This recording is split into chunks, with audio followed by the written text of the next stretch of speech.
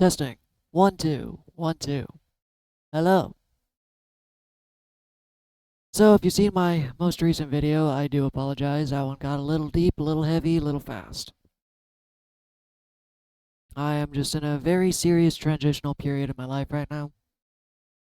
And I'm sharing it with you guys for those who are in a similar situation.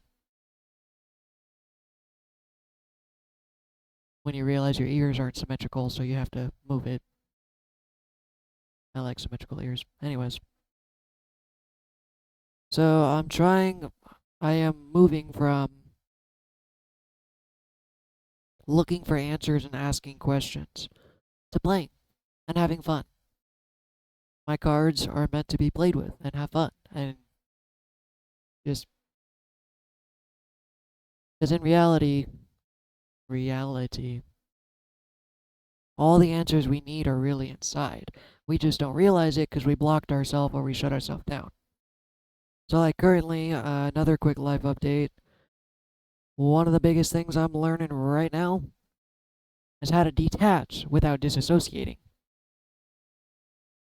Now, I am actually going to look up a textbook definition.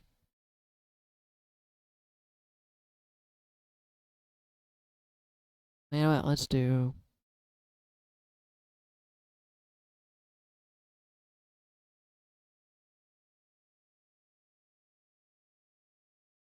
So, in disassociation, it is a mental process where a person disconnects from their thoughts, feelings, memories, and or sense of identity. Now, it kind of sounds like detaching, but not in the same way. In my mind, disassociation, is the ungrounded version of detaching. So, throughout a lot of my childhood, I disassociated myself from reality because it was so painful that I would rather be anywhere else but here. Kind of the same scenario as abusers. People who are getting abused often disassociate, even to the point they leave their body because there's just so much pain going on. They don't feel safe in their body, they don't feel like it's okay. So they completely disassociate from everything. Now, detachment. Let's see what the textbook definition says. Leave or separate oneself from a group or place. A figure in brown detached itself from the shadows. Disengage something or part of something and remove it. So that's not abandoning yourself. In my mind, disassociation is abandoning because you give up on everything. Detachment is meant to be present while feeling everything, but being detached from the present and the feelings and all of that good, creamy feeling. So, like for instance, I guess we could go back to the abuse. Say, for instance, and I know it's always a touchy subject. I'm not throwing it out there and I'm not trying to demean it, saying it's less than what it is. I was also physically and mentally abused for years. Not, I mean, abuse is abuse.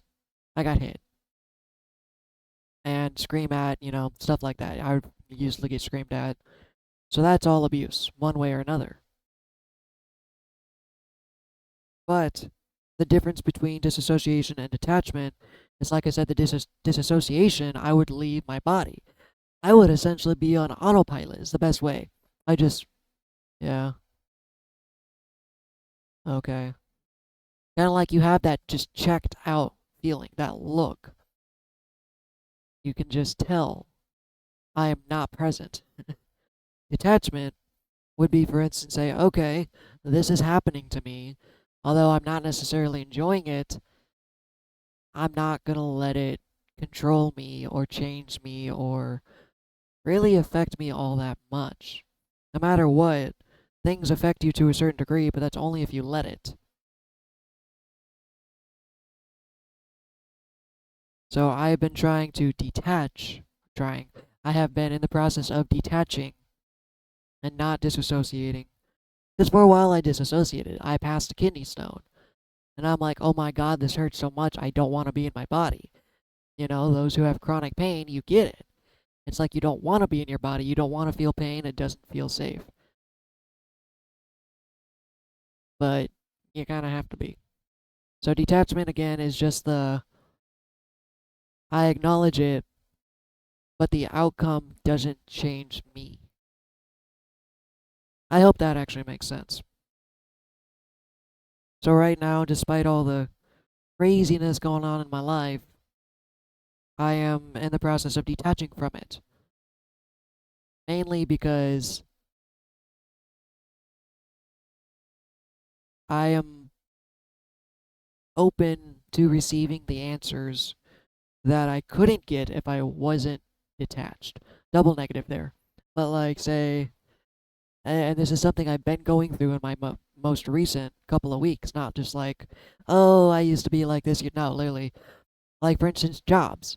I need to detach from job opportunities. I felt it today. I went in and interviewed somewhere. Although I have a job, so I'm not like I'm in a rush, but I went and interviewed somewhere and I left it feeling absolutely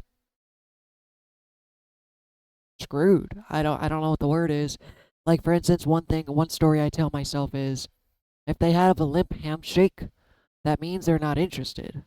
That could be real, that could be psychology. Maybe that I could just be reading into it too much. But I've also had firm handshakes and still not gotten the job. But my mind's like, oh, his handshake was so limp, it's like he couldn't even put in the energy to shake my hand. I don't feel like I'm gonna get this job. That's a story I've been telling myself. Not necessarily true. There might be some truth behind it. I don't know. But for instance, like say I went and did an interview, and I had actually it's in a chain of retail stores. And although all the stores are franchise, they kind of also have a community. So some of the owners actually know each other. And I was sitting there at an interview. It's like, yeah, for a while I worked under this gentleman, and then for a while I worked under this gentleman. And the first gentleman I mentioned was actually the one who fired me. And for those who don't know my story, I got fired from my job months ago for some stupid crap that, whatever, I say it's stupid crap, but in reality, it's just a lesson I had to learn. I felt like it was unjust. I felt like I got screwed, but that's all part of the story I'm letting go. So the case actually is, it is what it is. It happened, let it go. But however, when I mentioned his name, the manager of that store is like, oh yeah, I know him, we're good friends. I'm like, okay, so I'm not getting this job. Crap. And again, even though I'm not in, oh my god, I need a job, it's still just like I left and I had a ping or a pang of pain in my chest. Like, oh, why did that hurt? Why was I so upset about that interview? I honestly didn't even care about it. So why am I feeling depressed when I leave? Why am I feeling upset? Apparently, there's still something I have to learn or detach from or heal. And part of it is, oh, I'm not good enough. I didn't get the job because I wasn't good enough. Or maybe they had an issue with me, or maybe they just didn't like me, and I just sit there and I feel it. But I have to detach from that feeling. Because in reality, it could be none of that. None of that. It could just be stories in my head. In reality, maybe they just found someone they like better. I mean, not that they didn't like me, just maybe they just had someone who fit better.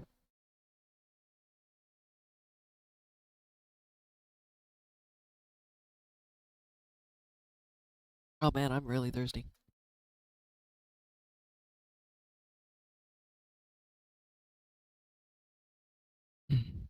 However, I can't get up because I don't have pants on. I have underwear, but not pants. Just fun little humor. Not that you guys need to know. It's kind of like those Zoom calls. You just sit there in your underwear, but you have a shirt on, and it looks like you're all professional, but then you can't go anywhere because they can see that you're not wearing pants. I don't know why I decided to add that, but hey, whatever. So, that's something I'm currently learning right now is how to detach. How to detach from specific outcomes, how to detach, because again, I felt it. It's like that weird gap of it's okay to be excited, but not attached. So, like, there was one job I swore to myself, I'm like, yo, dude, this is it. This is the job. If I get this job, I'll be set. I'll be good. I won't have to worry about anything. I didn't even get a fucking interview. It was like, what? I was like, but oh, how weird.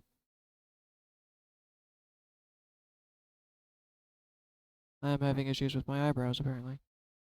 There we go. I have weird eyebrows. I'm sorry. I'm just looking at the camera. ADHD kicking in. I like my eyebrows to be symmetrical, but they're not. Anyways. Oh god, what the hell was I saying? Detachment, blah, blah, blah. So, detachment from those stories, because that may not be the case. But if I keep telling myself, hey, you're not good enough, hey, you're not going to get that job, hey, well, that's what I need to let go. That's part of the detachment. Instead of disassociating, being like, oh my god, I'm not going to get that job, I can't get this job, and I just kind of zone out, drift off, and escape the pain and the reality of what's going on. No, it's address the fear. It's like, okay, well, why do you feel like that? Why do you feel not good enough?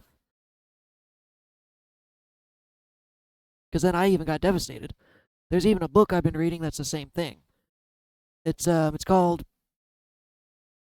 well, I forgot what it was called, but it was about reprogramming the unconscious mind. And that was actually part of one of the segments was destroying that negative self-talk. Yes, you may have even effed up the interview. Who knows? Because I went in there just not giving a crap. It's like, honestly, if I could make a little more money, even $1 more, maybe it's worth it, maybe it's not. But in reality, it is what it is. So I walked in feeling okay, but I walked out feeling terrible. And that showed me where I still need to heal, what I still need to let go. So in the meantime, let's pull some cards, shall we? Like I said, as of this point, I'm not gonna ask questions. I'm just gonna pull cards. I'm just ooh.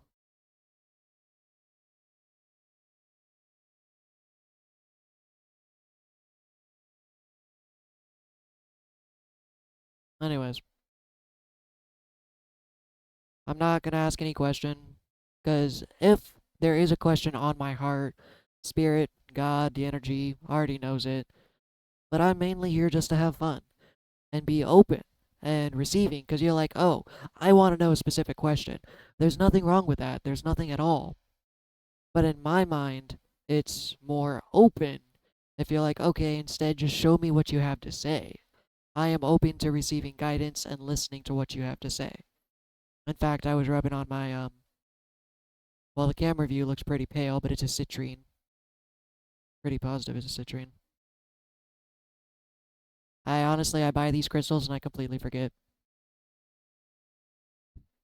So, it says to pull them with your non-dominant hand. I don't know how serious that actually matters, but whatever. I'm gonna do it. Let's see. Now, in my mind, again, being open to the cards instead of asking specific questions tends to hit the nail on the head more often. Even if I don't ask, because obviously you ask specific and it's like, okay, that does relate to what I say. Sometimes it doesn't. Like sometimes when I use my nature's deck, the message just goes right over my head. I'm like, okay, how do I deal with this? And I pull the cards. I'm just like, what?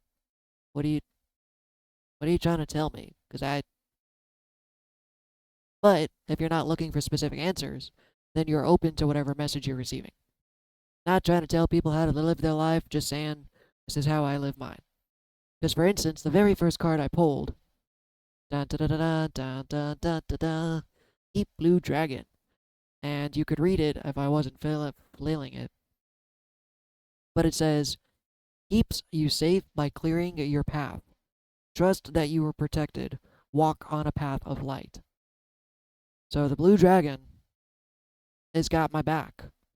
So, say for instance, there are energies, because in reality everything is just energy, that are trying to harm me, or maybe just aren't a good match. Like, say, maybe this manager isn't good, the manager I applied for. Because in reality, man, that seems to be my phrase of the day. What happened to me was I worked for this man for 3 years. I actually was led to believe he was my friend. And again, they fired me and then made it look like I quit so I couldn't collect unemployment and literally effed me so hard. Because then also, I'm trying to get a new job and everyone calling him, he would sink me. So it's like, wow, I thought this guy was a good guy, but he completely screwed me over. So maybe by not getting this job that I'm looking for, it's actually saving me, it's clearing my path. Something you thought would be good for you turns out could be absolutely devastating. Like maybe a relationship. Maybe I tried asking out someone I really, really liked, but she might be a covert narcissist, or maybe she's just not a great person. So in reality, getting rejected was actually dodging a bullet. You never know. So what feels like loss is actually the blue dragon clearing your path. It's like, hey, it's not for you. It's not for you. And for instance, that job became toxic. Although I was absolutely devastated, it was removing me from a scenario that I no longer belonged because I refused to remove myself. So because I wouldn't clear the path, it's like, okay, we're going to clear the path for you. You're done here. You're not growing. You're not moving forward. This isn't for you. I was like, I don't care. It's like, you're going to care. Oh, I drew it with the wrong hand. That just doesn't matter. It is the Golden Atlantean. That's not how I thought you would spell that. Golden Atlantean Dragon. Helps you remember the wisdom of Golden Atlantis. Awake. Bring back your knowledge, gifts, and talents. Reclaim your mastery. So the Blue Dragon is what I was learning in the past. It's always past, present, future. That's how I do my reads. Pretty standard. Some people I know just pull cards, and they just keep pulling cards, and that's cool. Maybe if I feel intuitive, a nudge to pull more cards. Sometimes I do, sometimes I don't.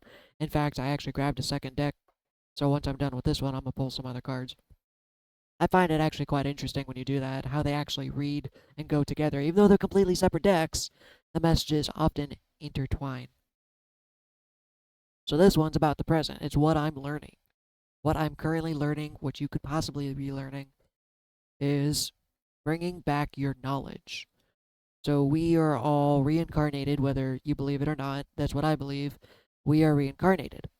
But every time we're reincarnated, we forget our past life. Well, as you become more authentic and open up to your more authentic self, you are actually kind of vibrating with yourself on the best frequency, which actually weeds out some of your past. Not just your past from this lifetime, because there's such thing as karma, which can actually hold on to for lifetimes. So say maybe in my last lifetime, I'm gonna get a little dark here. I know in one of my past lifetimes, I was a murderer. I can't explain it. I just know. And that's definitely some karma you gotta clear up.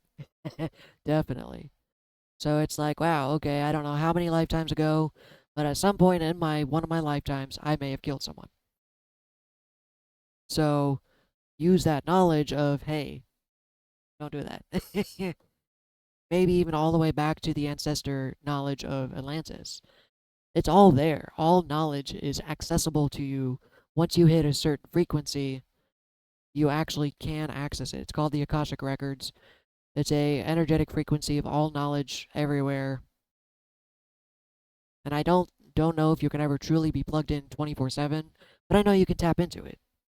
So it is very possible, just like Avatar, The Last Airbender. Aang actually taps into, he doesn't remember everything all at once, but he taps into specific memories and goes back and be like, oh, so this was an instance from when one of my past selves had a lesson. And then he integrates that into his current human, to his current life. It's like, okay, so the lesson that I learned then I have to use now. So it's like maybe I'm remembering stuff from past lives or even recent past this life, and I'm learning to integrate that knowledge, gifts, and talents into my current present reality.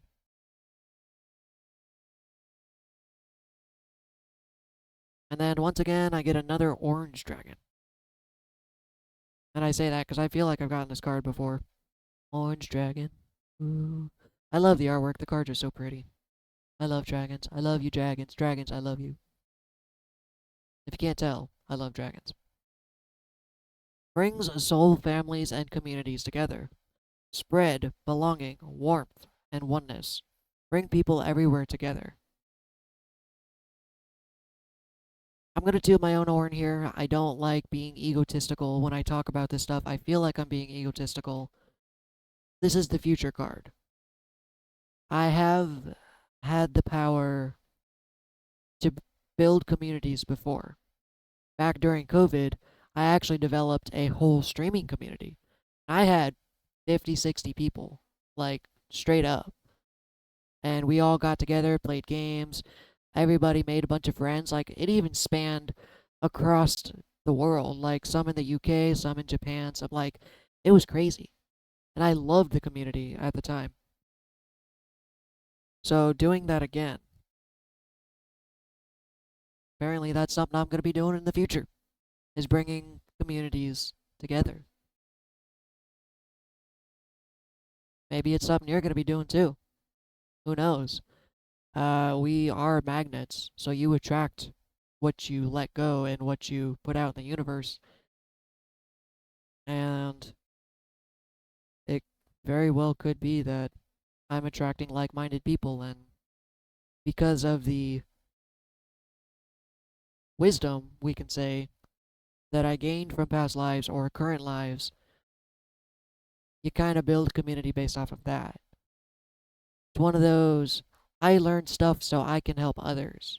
Now, I'm not doing it with intention of, I'm going to specifically be like, oh, I learned how to get out of poverty, so I'm going to show you. No, it's like, I've gone through a bunch of hardships. I can relate, I can empathize.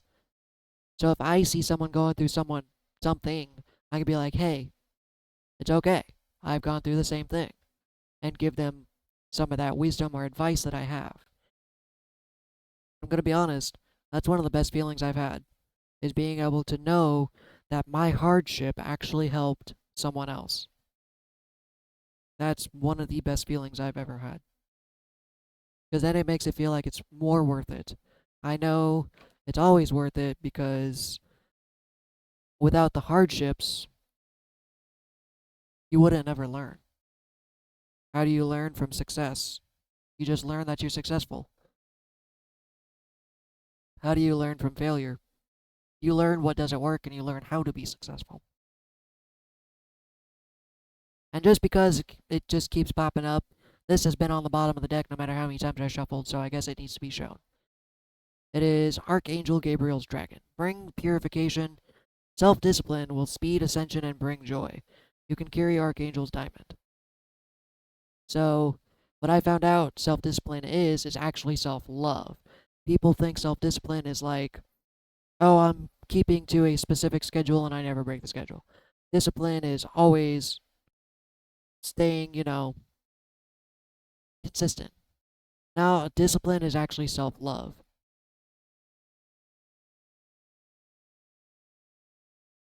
I don't know how relevant this one is, but on the bottom of the deck it says forgiveness brings freedom. So maybe there's someone you gotta forgive, someone I gotta forgive. Whether it be the people who you feel like wronged you, or the people who left your life, I mean, it's still a wronging in some form. Or maybe forgive yourself. Forgive yourself for everything. Because it's difficult. It's tough. For instance, I get on myself for getting on myself. It's like, oh, why do you feel that way? Stop feeling that way. You know it's not that, blah blah blah. It's like you gotta stop that. You're supposed to be this spiritual being, and I'm just like, okay, okay, you gotta cut that out. Cut that out.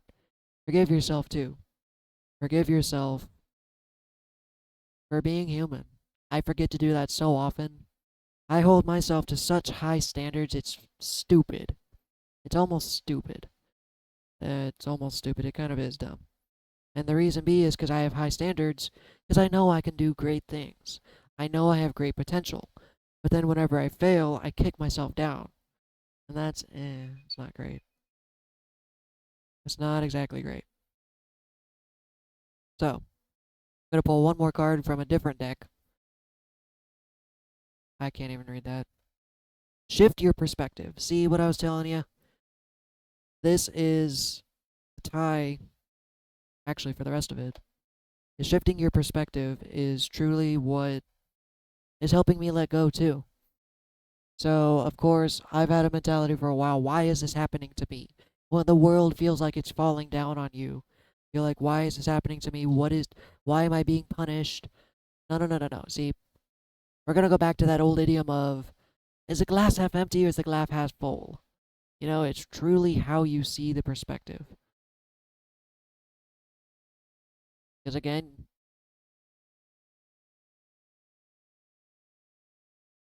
sorry, I'm messaging someone. So it could be, again, glass half empty, glass half full. Some people say, my glass is half empty and has a hole in the bottom. Some people are just fucking happy they even have a glass. I am being that person. I am the person who's just happy to have a glass. Because then you find out when you're grateful for even the little things, you don't really need all that much. So, shifting your perspective is really what it's about. Because obviously, I was very angry at what happened to me about my job. I felt abandoned. I felt a lot of things. But once I switched the perspective of, you know what? That place was toxic. It was eating away at my soul. I hated it. Even though it was comfortable and I was making enough money to survive, I had what I thought were friends, I was still extremely unhappy. So in reality, losing that job was actually good. Because again, I go back to the potted plant. If you get put in a pot and your roots are growing beyond the pot, but you're staying in that pot because it's comfortable, you're never going to grow. In fact, you might even die. So, shifting your pot is the shifting of the perspective. Or maybe, for instance, it's started off with me as, hey, that person just fucking cut me off. Maybe he's being an asshole. It's like, well, alright, shift the perspective. Maybe he is, maybe he isn't. Maybe he's in a rush. Maybe he's late for work. Maybe he's having a bad day. I know that's not a good excuse, but it makes it easier to understand. I get it. So it makes you become a little more empathetical and be like, all right, all right, all right, all right, all right. I'm not going to get defensive. I'm not going to get offended because I feel like he violated me. No, I'm just going to let it go and be like, all right. And that's what shifting perspectives does. That's how it allows me to let go too. For instance, another way to shift perspective is downplaying your desires. Say, for instance, I desire coffee a lot. And you're like, oh man, it sounds really good. I'd really like a cup of coffee. That sounds so good. I want it. I need it. I gotta have it to stay awake. But then you shift your perspective to, you know what? It's literally just dirty bean water. That's all it is. It's a bean soaked in warm water. And once you say it like that, it doesn't really sound all that appetizing. Just like, eh, eh. So when I don't want to spend money on coffee, I talk myself out that way. The shift in perspectives can be extremely useful, and it's actually a really good life skill. A lot of people I feel like don't or can't because they can't see past their own nose. So it's kind of hard to shift perspective when you're not even willing to see past your own. In fact, it's one of my favorite words or phrases in a Paramore song. I don't believe you get a point of view if all you see is you. I love that saying.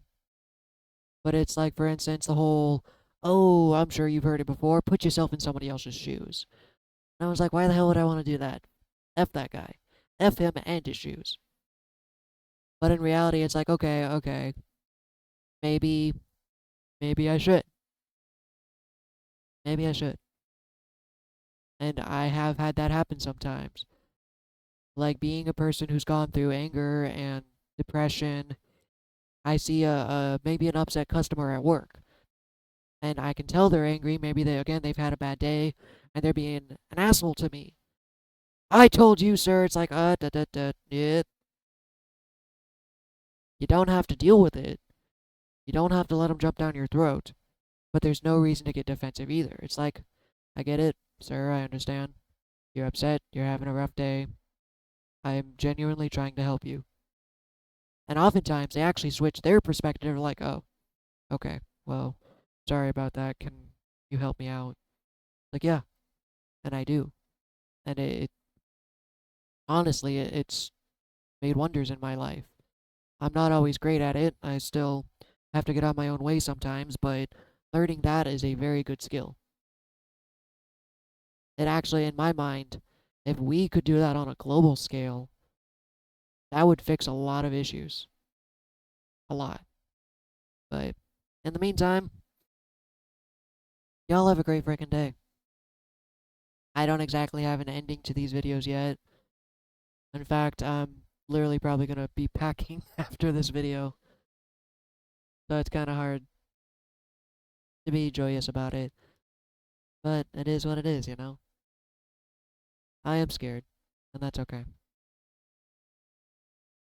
You guys have a great day. Till next time.